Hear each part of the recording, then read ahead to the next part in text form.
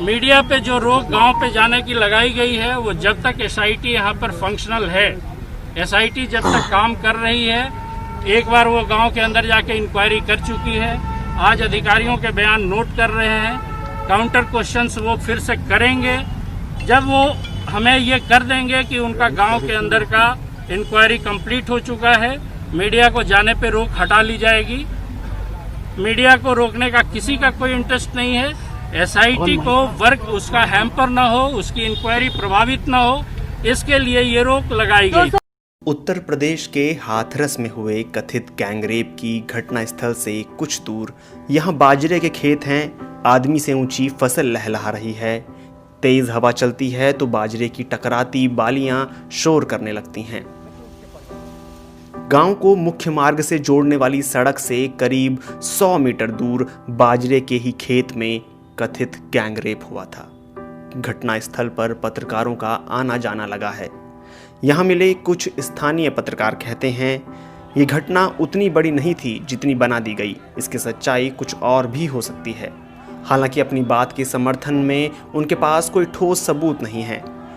स्थानीय पत्रकारों के साथ हुई अनौपचारिक बातचीत से उठे सवाल को हाथरस के एसपी विक्रांत वीर का ये बयान और गहरा करता है कि मेडिकल रिपोर्ट तैयार करने वाले डॉक्टरों ने अभी रेप की पुष्टि नहीं की है। कथित गैंगरेप का शिकार हुई पीड़िता के परिवार को अभी भी मेडिकल रिपोर्ट नहीं दी गई है। जब पीड़िता को दिल्ली के सफदरजंग अस्पताल में भर्ती कराया गया था, तब भी उनके परिजनों के पास मेडिकल रिपोर्ट नहीं थी। जब इस बारे में एसपी विक्रांत वीर से सवाल किया गया तो उनका कहना था कि ये जानकारी गोपनीय है, जांच का हिस्सा है। एसपी बार बार इस बात पर जोर देते हैं कि पीड़िता के साथ उस तरह की दरिंदगी नहीं हुई जिस तरह मीडिया रिपोर्टों में दावा किया गया है। वो कहते हैं उनकी जीभ नहीं काटी गई थी, रीढ़ की हड्डी भी नहीं टूटी थी। गले पर दबाव बढ़ने की वजह से उनकी गले की हड्डी टूटी थी, जिससे नर्वस सिस्टम प्रभावित हुआ था। घटना के कुछ देर बाद रिकॉर्ड किए गए वीडियो में पीड़िता ने अपने साथ बलात्कार की बात नहीं की है। इसमें उन्होंने मुख्य अभियुक्त का नाम लिया है और हत्या के प्रयास की बात की है।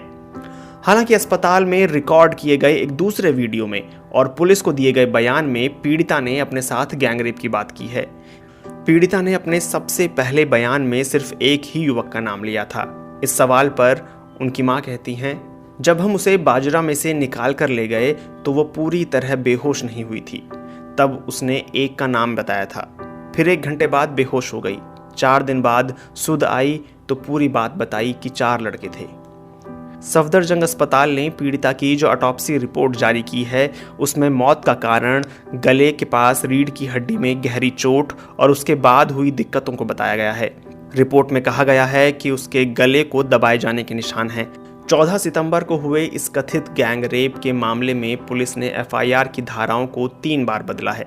पहले सिर्फ हत्या के प्रयास का मुकदमा दर्ज किया गया था, उसके बाद गैंग रेप की धाराएं जोड़ी गईं। दिल्ली के अस्पताल में 29 सितंबर को पीड़िता की मौत के बाद हत्या की धाराएं भी जोड़ी गईं। पुलिस ने इस मामले में पहली गिरफ्तारी 5 दिन बाद की थी। क्या पुलिस से जांच में लापरवाहियां हुई हैं? इस सवाल पर पुलिस अधीक्षक कहते हैं कि 14 सितंबर को सुबह लगभग 9:30 बजे पीड़िता अपनी मां और भाई के साथ थाने आई थी। पीड़िता के भाई ने पुलिस को दी शिकायत में कहा था कि मुख्य अभियुक्त ने हत्या की मंशा से उसका गला दबाया है। 9:30 बजे मिली इस सूचना पर हमने 10:30 बजे एफआईआर कर ली थी।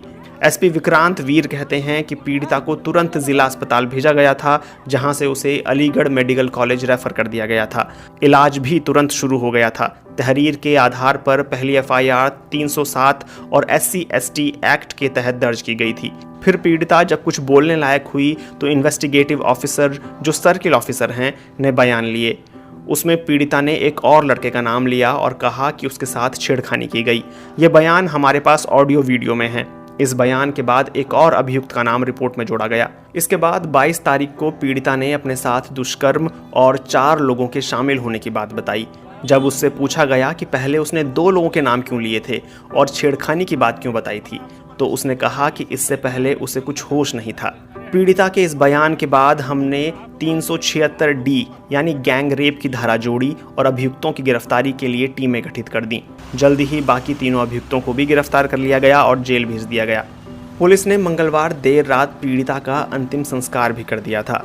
परिजनों का आरोप है कि उन्हें घर में बंद करके जबरदस्ती अंतिम संस्कार किया गया। हालांकि पुलिस का कहना है कि परिजनों की मौजूदगी में अंतिम संस्कार हुआ। इस तरह रात के अंधेरे में जबरदस्ती किए गए अंतिम संस्कार के बाद परिजनों और दलित समुदाय का गुस्सा और ज्यादा भड़क गया। कुछ लोग इसे पीड़िता का दूसरा बलात्कार बता रहे थे। आक्रोशित लोगों का कहना था कि पुलिस ने इस तरह अंतिम संस्कार करके दोबारा पोस्टमार्टम की संभावनाओं को खत्म कर दिया है। पीड़िता के घर से अभियुक्तों का घर बहुत दूर नहीं है। एक बड़े संयुक्त घर में 3 अभियुक्तों के परिवार रहते हैं। एक अभियुक्त 32 साल का है और 3 बच्चों का पिता है। दूसरा 28 साल का है और उसके 2 बच्चे हैं। बाकी 2 अभियुक्तों की उम्र 20 साल के आसपास है। उनकी शादी नहीं हुई है। राष्ट्रीय राजधानी दिल्ली से करीब 160 किलोमीटर दूर बसे इस गांव में अधिकतर ठाकुर और ब्राह्मण परिवार रहते हैं। दलितों के करीब दर्जन भर घर हैं जो आसपास ही हैं। दलितों और गांव के बाकी लोगों के बीच सीधा संबंध नजर नहीं आता। पुलिस ने गांव पहुंचने के सभी रास्तों पर बैरिकेडिंग की है। अधिकतर लोगों को बाहर ही रोका जा रहा है। पत्रकारों को भी पैदल ही गांव जाने दिया जा रहा है। सरकार ने अब इस घटना की जांच के लिए 3 सदस्यों की स्पेशल इन्वेस्टिगेटिव टीम का गठन कर दिया है, जो बुधवार शाम हाथरस पहुंच गई। अब गांव की सीमाओं को मीडिया समेत बाकी सभी के लिए सील कर दिया गया है। एसआईटी ने अपनी जांच शुरू कर दी है। 1 हफ्ते बाद एसआईटी को अपनी रिपोर्ट सौंपनी है। इसी एसआईटी की जांच रिपोर्ट से घटना का पूरा सच पता चलने की उम्मीद है। घटना का सच जो भी है, इससे शायद अब बहुत ज़्यादा फर्क नहीं पड़ेगा। दलित समुदाय का गुस्सा इस घटना के बाद भड़का हुआ है। उसे अब थामना बहुत आसान नहीं होगा।